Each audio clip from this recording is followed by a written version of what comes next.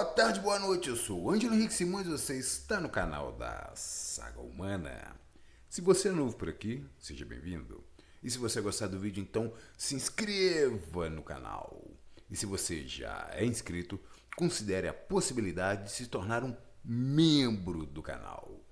Como membro, você dá o seu palpite na escolha dos temas dos próximos vídeos, tem acesso a benefícios exclusivos, abre as portas para que o conhecimento chegue até você e apoie a produção de conteúdos daqui do canal.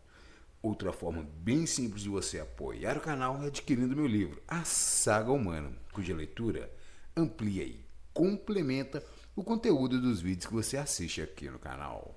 Mas sem perda de tempo, vamos logo pro vídeo da semana e, enquanto rola a vinheta, já sabe, né? Já vai deixando o seu like, porque eu garanto que vai valer a pena.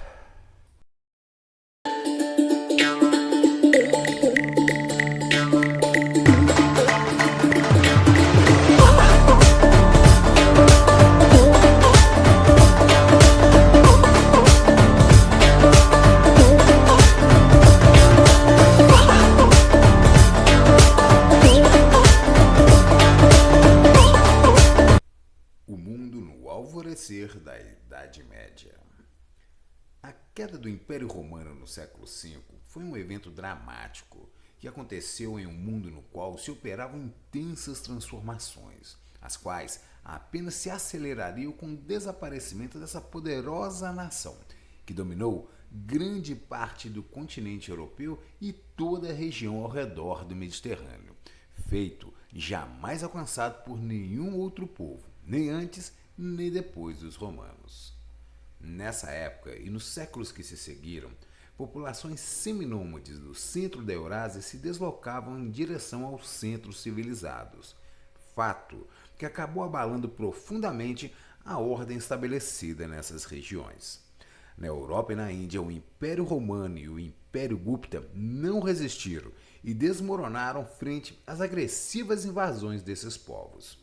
O Império Bizantino, o Império Persa Sassânida e as dinastias chinesas sofreram menos com essas invasões, mas tiveram que empreender grandes esforços para conter esses movimentos populacionais. Como resultado, em algumas regiões, os antigos impérios se fragmentaram e, no seu lugar, começaram a surgir uma grande quantidade de reinos menores. Esse rearranjo das fronteiras levou as populações das regiões civilizadas a empreender intensas migrações, as quais acabaram misturando as crenças religiosas dos povos, na medida em que essas migrações foram acontecendo. Dessa forma, o budismo avançou em direção ao Oriente da Ásia, e as culturas e as religiões dos povos orientais começaram a se entrelaçar. E um pouco mais ao sul, esse mesmo encontro de culturas também acontecia nas regiões austrais do Sudeste Asiático, onde a civilização começava a brotar. E nas ilhas do Pacífico, hábeis navegadores que já mantinham um movimentado fluxo marítimo, que incluía contatos e trocas entre as populações das diferentes ilhas, começaram a empreender jornadas cada vez mais longas. Enquanto isso, o continente africano testemunhava a civilização começar a surgir pela primeira vez na porção ocidental, enquanto o continente americano testemunhava a civilização viver o seu apogeu na Mesoamérica e a avançar fortemente nas regiões andinas da América do Sul. Dentro desse amplo contexto, o islamismo surgiu nas regiões ocidentais da Península Arábica, a partir de onde se expandiria, introduzindo profundas mudanças no curso da história da humanidade. O surgimento do islamismo. No mês de abril do ano 571, Maomé nascia na cidade de Meca. Seu pai veio a falecer pouco tempo depois do seu nascimento, deixando de herança à família 5 camelos e uma escrava. Aos 6 anos de idade, sua mãe faleceu, quando então Maomé passou a ser criado pelo avô paterno, o qual tinha um destacado cargo junto à administração pública em Meca. Maomé viveu com seu avô e os filhos deles, seus tios, os quais tinham idade próxima à de Maomé e eram frutos de um casamento tardio. 2 anos mais tarde, seu avô também faleceu, e ele passou a viver com o tio Rabu Talib. Durante a adolescência, Maomé tornou-se pastor e passou a acompanhar o seu tio em expedições comerciais à Síria. A Península Arábica era uma região árida e vulcânica, de forma que a agricultura era uma atividade pouco praticada, exceto perto dos oásis e das nascentes. A paisagem era pontilhada por povoações, sendo que as duas mais destacadas eram Meca e Iatrebe, atual Medina. Iatrebe era uma vila com forte inclinação agrícola, enquanto Meca figurava como um importante centro comercial para as diversas tribos da região. Meca era uma cidade-estado no deserto, desprovida de recursos naturais, mas que funcionava como um centro comercial e religioso muito visitado por comerciantes e peregrinos. A cidade abrigava um santuário conhecido como Kaaba, o qual era adorado por todos os árabes e era alvo de uma peregrinação anual por parte dos povos da região. No interior da Kaaba se encontrava uma pedra negra, possivelmente um meteorito, e uma série de ídolos, representações de deuses e deusas, e entre eles um antigo deus semítico de nome Hubal, associado ao antigo deus semita Baal. Uma parcela dos habitantes de Meca se afastava tanto dos cultos pagãos quanto dos cultos monoteístas judeus e cristãos. Essa parcela dos habitantes de Meca venerava ao Deus único de Abraão, a quem eles atribuíam a fundação da Caaba. No ano de 595, aos 24 anos de idade, Maomé conheceu uma rica viúva, então com 40 anos, com a qual ele veio a se casar. Junto, eles tiveram 6 filhos, 2 homens que faleceram ainda na infância e 4 mulheres. Sua esposa, Khadija, fazia parte de um movimento cristão de origem judaica, o ebionismo, fato que teria influenciado Maomé de tal forma que este mais tarde viria a fundar o islamismo. Segundo alguns autores, Maomé não rejeitou nem o judaísmo e nem o cristianismo, embora fizesse algumas ressalvas quanto a essas religiões. No início das suas pregações, Maomé declarava que essas duas religiões deveriam ser protegidas, de forma que ele havia sido enviado por Deus para restaurar os ensinamentos originais dessas religiões, os quais haviam sido esquecidos ou corrompidos. Mas Maomé tornou-se cada vez mais hostil para com os judeus, na medida em que foi percebendo a presença de diferenças irreconciliáveis entre essa religião e os ensinamentos religiosos que ele difundia. A partir dessa posição de Maomé, uma parcela dos habitantes de Meca não só rejeitou a sua mensagem, como também começou a hostilizá-lo, bem como aos seus seguidores. Khadija, que havia se tornado a primeira pessoa a se converter à religião pregada pelo marido, veio a falecer em 619. Logo depois, já em 622, Maomé se viu obrigado a abandonar Meca em função do agravamento das suas convicções que afrontavam parte da população local. Nessa oportunidade, ele saiu da sua cidade natal e mudou-se para Iatrebe, atual Medina.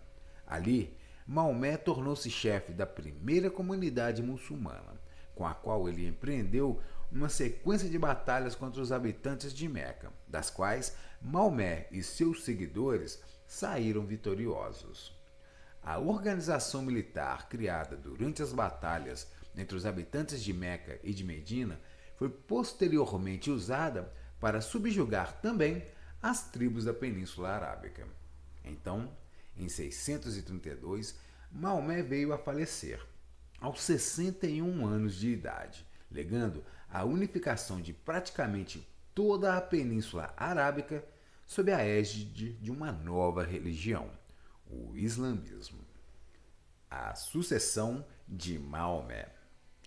A morte de Maomé representou um vácuo no poder político e militar dos árabes, uma vez que ele não nomeou um sucessor, de forma que teve início um processo de disputa pela sucessão na liderança do islamismo.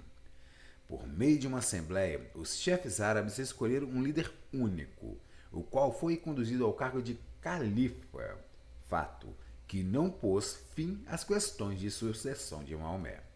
E como fruto dessas insistentes disputas, cerca de 3 décadas após a morte de Maomé, surgiram as correntes dos xiitas e dos sunitas, que, até os dias de hoje, divergem sobre a sucessão de Maomé. Mas enquanto os árabes islâmicos discutiam sobre a sucessão de Maomé, tribos bárbaras germânicas, que estiveram por trás da queda do extinto Império Romano, acumulavam perdas em batalhas para o Império Bizantino, que avançava na retomada dos antigos territórios ocidentais. Contudo, a manutenção dessas conquistas não duraria muito tempo, uma vez que as regiões reunificadas se enfraqueciam rapidamente em virtude do impacto causado pela reinvestida dos bárbaros e pelo surgimento do Islã, o qual logo passaria a ocupar a Península Ibérica, de forma que a ligação direta entre as duas metades cristãs do antigo Império Romano seria interrompida. Mas o século VII foi marcado pela ascensão do islamismo e uma consequente ascensão política e militar dos povos árabes unificados, que até então assumiram um papel apenas coadjuvante na história humana. Mas o fato é que os sucessivos califas empreenderam esforços militares expansionistas, de forma que os árabes avançaram e dominaram Damasco, Jerusalém e Alexandria, no Egito. A cultura helenística do Egito chegou ao fim com essa invasão árabe, a qual foi comandada pelo segundo sucessor de Maomé, o califa Omar. Foi também durante essa invasão que o Egito passou a ser uma nação de cultura árabe e também quando a Biblioteca de Alexandria encontrou o seu fim, destruída por um incêndio. A destruição da Biblioteca de Alexandria. Desde a época que sucedeu a Alexandre o Grande, os sucessivos governantes egípcios se esforçaram por manter e ampliar a Biblioteca de Alexandria. Ela tinha 10 grandes salas, cada uma dedicada a um assunto específico, além de fontes, colunas, jardins botânicos, zoológico, salas para dissecação, observatório celeste e uma grande sala de jantar, que deve ter sido palco de elaboradas discussões entre os seus frequentadores. A sua coleção de livros, a maior do mundo antigo, foi formada de várias formas. Escribas eram enviados para todas as partes para avaliar e fazer ofertas para a compra de textos, volumes e bibliotecas inteiras. Viajantes que chegassem ao Egito poderiam ter seus volumes escritos confiscados pelas autoridades locais, só para serem copiados e depois devolvidos ao dono. Na época da invasão islâmica ao Egito, liderada pelo califa Omar, os antigos povos que haviam criado muitas dessas obras, então armazenadas na Biblioteca de Alexandria, já haviam desaparecido, de forma que o seu registro se perdeu para sempre com o incêndio da biblioteca. Apenas uma pequena parcela desses trabalhos escapou ilesa na forma de uns poucos fragmentos salvos. É sabido que entre as obras perdidas que se encontravam nas suas prateleiras havia um livro do astrônomo grego Aristarco de Samos, no qual ele explicava que a Terra era apenas um dos planetas que orbitavam em torno do Sol e que as estrelas dos céus noturnos se encontravam a distâncias enormes. Esse conhecimento permaneceria perdido até quando, séculos mais tarde, Copérnico e Galileu teriam que fazer suas próprias descobertas nesse sentido. Outro volume que se encontrava nas suas prateleiras era uma História do Mundo, escrita em 3 volumes, agora perdidos, de autoria de Berosus, um sacerdote babilônico do século III a.C. O primeiro volume abordava o período de tempo compreendido entre a criação do homem e o grande dilúvio, período esse que, segundo Berosus, durou 432 mil anos. Carl Sagan famoso astrofísico e cosmólogo americano, citou no seu livro Cosmos a perda desse inestimável primeiro volume da história do mundo de Berossos, destacando que os antigos sabiam que o mundo era muito mais antigo do que apenas alguns poucos milênios, e lamentando, enquanto se perguntava que tipo de histórias essa obra poderia conter. Os historiadores são capazes de enumerar outras perdas tão dramáticas como estas, mas é de se supor que ali também talvez pudessem ser encontradas, por exemplo, as fontes que serviram de referência para a elaboração do mapa de Piri Reis. As pouco entendidas origens do conhecimento envolvendo a complexa precessão dos equinócios, ou ainda, quem sabe, a fonte de inspiração na qual o filósofo grego Demócrito se serviu para introduzir e descrever o conceito do átomo indivisível. Por tudo, o incêndio da Biblioteca de Alexandria foi uma forte agressão contra o registro do conhecimento acumulado pelos povos antigos. Centenas de milhares de tábuas de argilas, papiro, códices, livros, mapas, desenhos e textos de diversos povos se perderam para sempre. A destruição da Biblioteca de Alexandria foi uma perda irreparável para a humanidade. De qualquer forma, após a invasão do califa Omar ao Egito, as construções de Alexandria foram abandonadas e a cidade esvaziada. A sede do governo egípcio foi transferida para o sul, às margens do Nilo, em um ponto bem próximo a Mênfis, numa região onde hoje se encontra a atual cidade do Cairo, que desde então manteve-se como a capital do Egito. Na sequência dessa transferência da sede do governo egípcio, a orgulhosa e bela cidade de Alexandria praticamente morreu. A expansão do islamismo. Na frente oriental, os árabes avançaram sobre a região da Mesopotâmia e do Império Sassânida, o qual atravessava um momento de enfraquecimento em função dos conflitos travados com Bizâncio. Dessa forma, as investidas dos árabes islâmicos encontraram pouca resistência quando tomaram a capital sassânida. Dentro desse contexto, o século VII testemunhou um rápido avanço das forças islâmicas, ao mesmo tempo em que, na Europa Ocidental, os povos bárbaros se empenhavam na tentativa de estabelecer seus reinos, dando início a um processo de fixação à terra e de delimitação de territórios. Logo no alvorecer do século VIII, na Península Ibérica, o decadente reino visigótico, envolvido com problemas internos, é invadido e dominado pelos árabes.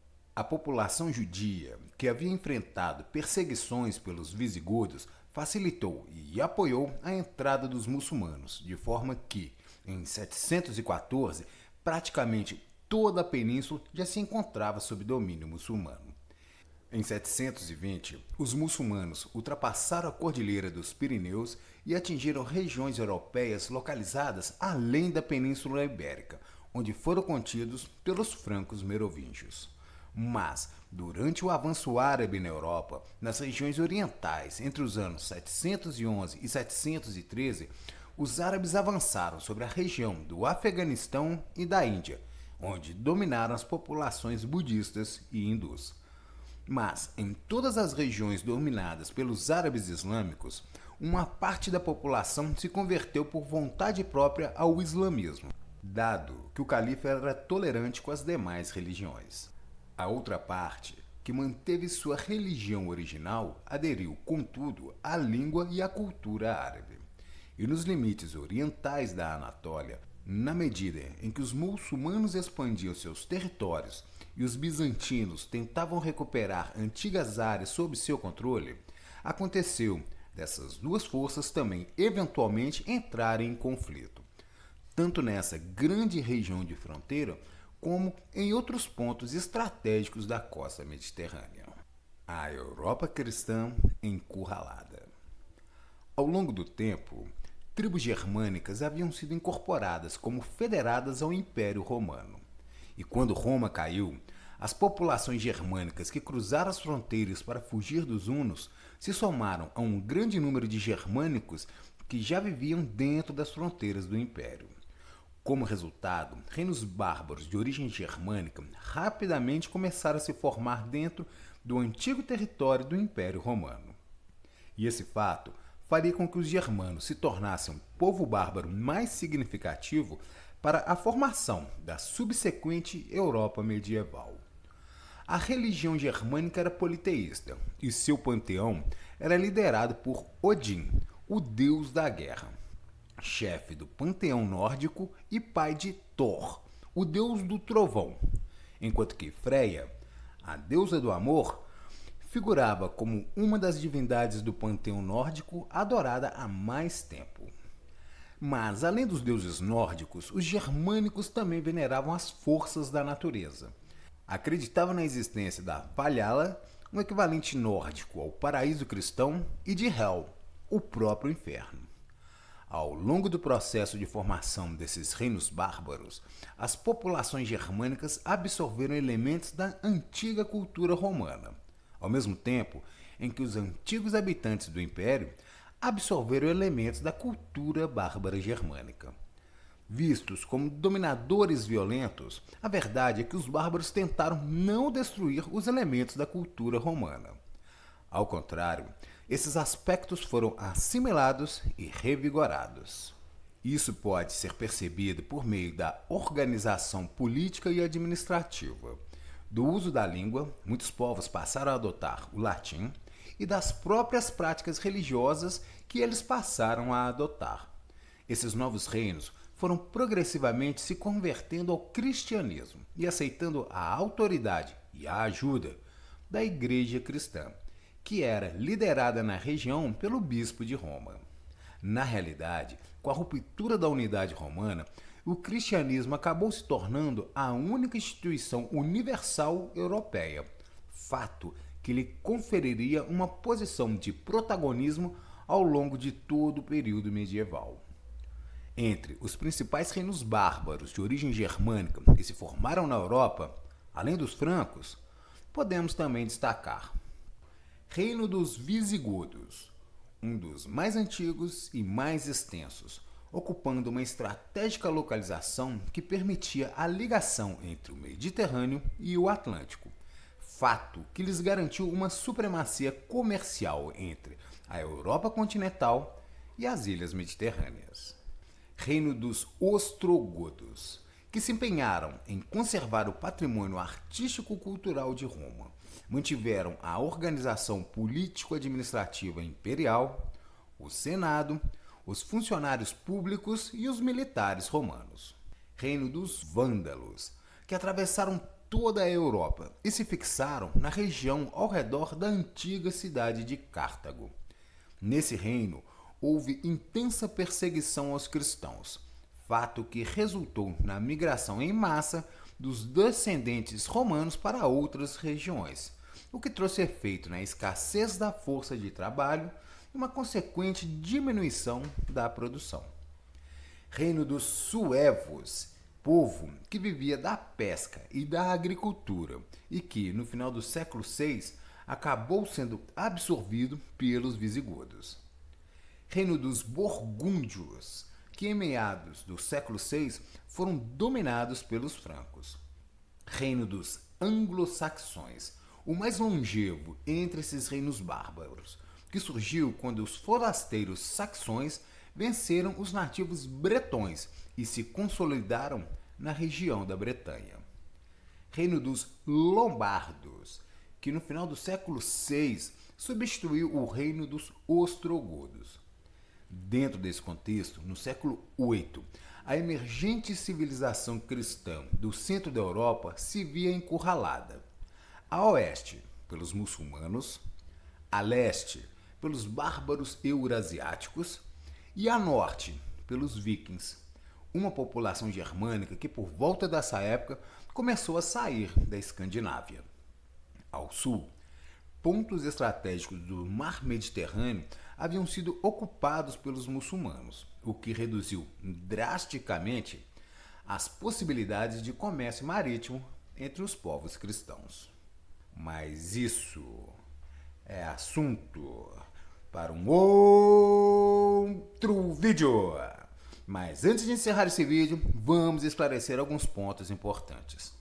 Primeiro, você sabe a diferença entre árabe, islâmico e muçulmano?